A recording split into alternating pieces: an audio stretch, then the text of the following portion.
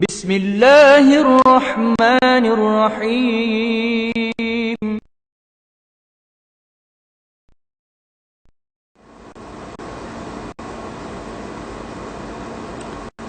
আসসালামু আলাইকুম ওয়া রাহমাতুল্লাহি ওয়া বারাকাতুহু। জিলহজ মাসের প্রথম 10 দিনের গুরুত্ব, তাৎপর্য, মহত্ব অধিক। আল্লাহ নবী আলাইহিস সালাম বলেন, এই 10 দিনের আমল আল্লাহর কাছে প্রিয়, অত্যন্ত গুরুত্বপূর্ণ। তো এই 10 দিনে যে আমলগুলি আমরা করব সেটা হলো 10 প্রকার আমল। প্রথম হজ। যে হজ মাবরুর হলে আপনার প্রতিদান জান্নাত। হজ যদি আপনি সঠিকভাবে করতে পারেন তাহলে নিষ্পাপ শিশু হয়ে ফিরে আসবেন। হজ আগের সমস্ত পাপকে মিটিয়ে দেয়। তাহলে মাবরুর হওয়ার জন্য 6টা শর্ত আমাদের খেয়াল রাখতে হবে। 1 নম্বরে আল্লাহর জন্য, 2 নম্বরে তরিকায়, 3 নম্বরে হালাল উপার্জনে, হালাল অর্থ দিয়ে, 4 নম্বরে হজ পিরিয়ডে সব ধরনের পাপ মুক্ত থাকা, 5 নম্বরে সব ধরনের নেকি হজকে ভরপুর করা, 6 নম্বরে ফিরে গিয়ে জীবনের অমল পরিবর্তন হওয়া। 1 নম্বরে তাহলে হজ। 2 নম্বরে উমরা। একটা উমরা থেকে আরেকটা উমরার মাঝে যা পাপ হয় সব মিটে যায়।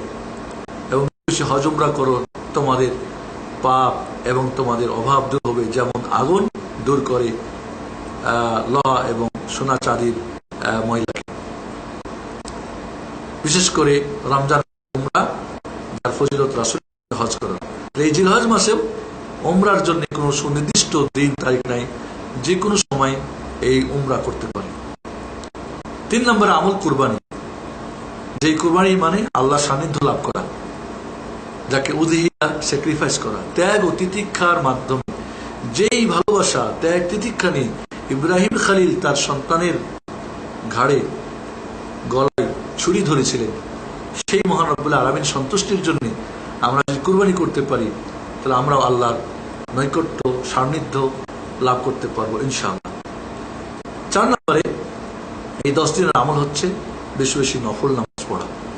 বেশি বেশি করে নফল নামাজ যথাসম্ভব পড়া। 5 নম্বরে এই 10 দিনে বেশি বেশি করে রোজা রাখা, অর্থাৎ 1 থেকে 9 পর্যন্ত পুরো রোজা রাখা। না পারলে বেশি দিনগুলো, কমপক্ষে না পারলে আরাফাতের দিনের রোজা, যেই দিনের রোজা, রোজারা 1 বছর আগে এবং 1 বছর পরে গুনাহ মাফ করে দেয়, মিটিয়ে দেয়, কাফারা হয়ে যায়। এমন একটা দিনের মধ্যে সর্বশ্রেষ্ঠ দিন আরাফাত, রাতের মধ্যে যেমন সর্বশ্রেষ্ঠ লাইলাতুল কদর। এই জন্যে রমজানের শেষ 10 দিনের রাত উত্তম, কারণ শ্রেষ্ঠ রাত রয়েছে। জিলহজের প্রথম 10 দিনের দিন উত্তম, কারণ এখানে অনেকগুলো আমল একত্রিত হয়েছে। তাহলে আমরা এই 10 দিনে রোজা রাখবো, 1 থেকে 9, না হলে বেশি, না হলে কমপক্ষে আরাফাতের দিন। এরপরে 6 নম্বরে যেটা ইবাদত, সেটা হলো এই 10 দিনে বেশি বেশি করে জিকির আজকার করা। আর সর্বশ্রেষ্ঠ জিকির কোরআন। 10 দিনে 10টা খতম দেন, কমপক্ষে 3টা দেন, কমপক্ষে 1টা খতম দেন। 3 পারা করে পড়লেও 1টা খতম হয়ে যাবে। এছাড়াও আফজাল যিকর লা ইলাহা ইল্লাল্লাহ, সুবহানাল্লাহ, আলহামদুলিল্লাহ, আস্তাগফিরুল্লাহ, নবীর প্রতি দুরূদ সালাম, মোট জিকির আজকার, সাধারণ এবং নির্দিষ্ট আজকার আমরা এই 10 দিনে বেশি করে করব। এরপরে 7 নম্বরে যে ইবাদতটা, সেটা হলো দান সদকা করা। যেই দান সদকা আল্লাহ রাব্বুল আলামিনের গজবকে, রাগকে নিভিয়ে দেয়। যে দান সদকা করলে আপনার সম্পদ কমে না, বরং বেড়ে যায়। যে দান সদকা কিয়ামতের দিন আপনার ছায়া হয়ে যাবে। যে দান সদকার মাধ্যমে আপনার জটিল ও কঠিন রোগের চিকিৎসা হয়, এবং যে দান সদকার মাধ্যমে আল্লাহর সন্তুষ্টি অর্জন করা যায়, যে দান সদকার মাধ্যমে আপনার আপদ বিপদ হয়। অতএব আমরা এই 10 দিনে বেশি করে দান সদকা করার চেষ্টা করব। এরপরে যেটা এই 10 দিন আমরা করব, সেটা হলো তওবা এবং ইস্তিগফার। তওবা এবং ইস্তিগফার করবো আমরা, বেশি বেশি করে আল্লাহর কাছে ক্ষমা চাবো। এবং তওবার জন্য যে শর্ত, পাস্ট অতীতের জন্য আফসোস, লজ্জিত, অনুতপ্ত হওয়া, প্রেজেন্ট বর্তমানের জন্য পাপ ছেড়ে দেওয়া। পাপ 2 ভাবে হয়, ভালো কাজ ছাড়লে, মন্দ কাজ করলে। ভালো কাজ ছেড়েছেন, করা শুরু করেন, মন্দ কাজ করতেন এখনই ছেড়ে দেন, আর ফিউচার ভবিষ্যতের জন্য ওয়াদা করেন মহান আল্লাহর সাথে আর কোনোদিন কাজ করব না, আর মানুষের হক হলে সেটা তার সঙ্গে ভেজালটা চুকে নিন। 10 নম্বরে এই 10 দিনের ইবাদত না 9 হলো 8, 9 নম্বর হলো এই 10 দিনে বেশি বেশি আমরা তাকবীর পাঠ করব। আল্লাহু আকবার, আল্লাহু আকবার, আল্লাহু আকবার, লা ইলাহা ইল্লাল্লাহ, আল্লাহু আকবার, আল্লাহু আকবার, লিল হামদ। এটা সাধারণভাবে জিলহজ মাসের চাঁদ ওঠা থেকে নিয়ে 13 তারিখের আসর পর্যন্ত রাস্তাঘাটে শহর যেখানে আপনি থাকবেন, পুরুষরা সশব্দে, মহিলারা নিঃশব্দে, ছোট শব্দে তারা তাকবীর পাঠ করবে।